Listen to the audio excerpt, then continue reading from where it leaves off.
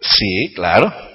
Pues eran pavos silvestres, ¿verdad? Que comieron, pero hoy le preguntas a un niño, a un jovencito, y no sabe nada de eso, ¿eh?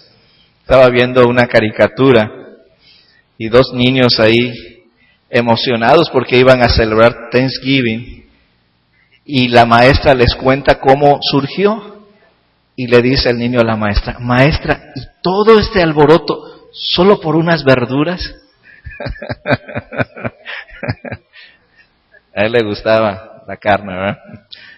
Bien, entonces, estos puritanos llegan 1628, 1629 y van a formar lo que hoy es la ciudad de Boston.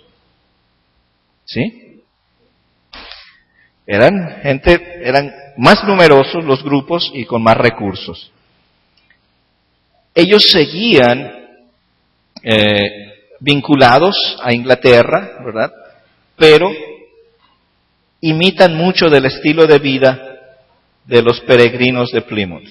Luego, en 1630, llega otro grupo y se va a establecer en esta pequeña ciudad que se llama Salem. ¿Lo pueden ver ahí? Por ahí hay una película que se llama Las Brujas de Salem. ¿Verdad? Las Brujas de Salem. Si para ustedes no es pecado ver películas, ¿verdad? Las pueden ver. Tiene una temática medio controversial, pero muestra el estilo de vida de aquella época. ¿Sí? Entonces, ¿qué sucede en Salem? Son puritanos los que llegan, pero cuando llegan, forman una iglesia al estilo de los peregrinos. ¿Y cuál era esa iglesia al estilo de los peregrinos? Por un pacto voluntario. Se asocian libremente para formar una iglesia.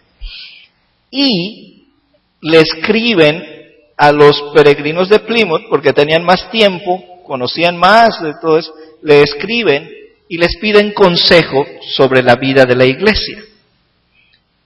Aunque ellos tenían el vínculo con la iglesia anglicana, estaban muy lejos, a muchas millas, y se hacen más al estilo de la iglesia separatista. Y es aquí cuando comienzan a darse otros distintivos de la iglesia congregacional. O sea, llegaron a la bahía de Massachusetts, ¿verdad? A Plymouth. Ya se acuerdan dónde está el pueblito, ¿verdad? Uno de los líderes fue William Brewster. Los que llegan a Boston en 1629, el líder fue John Winthrop. Y a Salem, el líder es John Endicott. Con esta cosa de que se forman por pacto voluntario, que le escriben a los otros, y se forman tres cosas, que son los distintivos de la iglesia.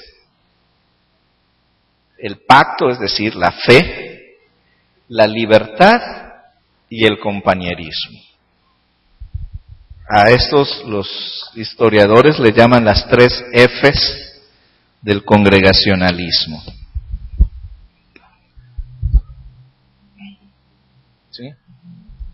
Son tres Fs. ¿Por qué? Porque en inglés las tres palabras comienzan con F. ¿Sí? Faith, de fe.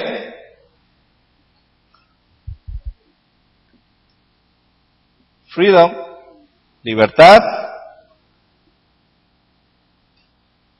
Y fellowship, compañerismo.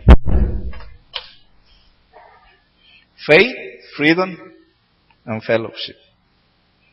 Son las tres Fs del congregacionalismo. Fe, para hacer ese pacto personal con Dios y entre ellos. Libertad, para organizar la iglesia, administrar la iglesia, es lo que habíamos visto, era la suficiencia de la iglesia local.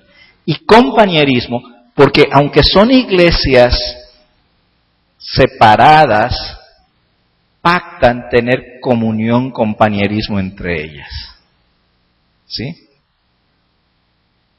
Y eso se da ahí, ¿verdad? Cuando los de Salem invitan a los de Plymouth les piden consejo, dice que va una delegación de Plymouth y participan de la organización de la iglesia y les dan la diestra de compañerismo.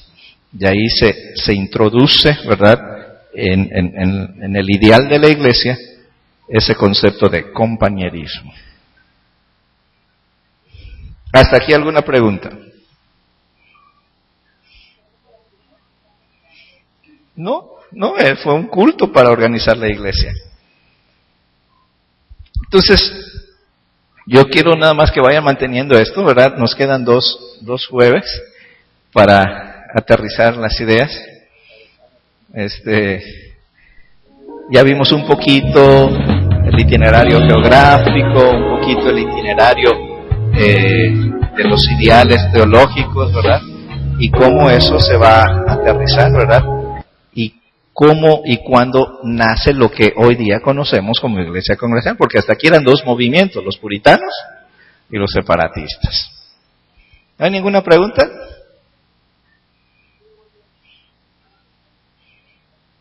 ¿O no me entienden? o les dejo pensando. Bueno, muy bien. Pues vamos a detenernos aquí. Hoy vimos un poquito ¿verdad?, el trasfondo más cercano. Y la próxima semana vamos a adentrarnos un poquito más, ¿verdad?, a cómo surge en sí la iglesia congregacional y un poquito de la historia de la iglesia hasta su llegada aquí a México. ¿Vale? Muy bien, pues gracias hermanos por su atención.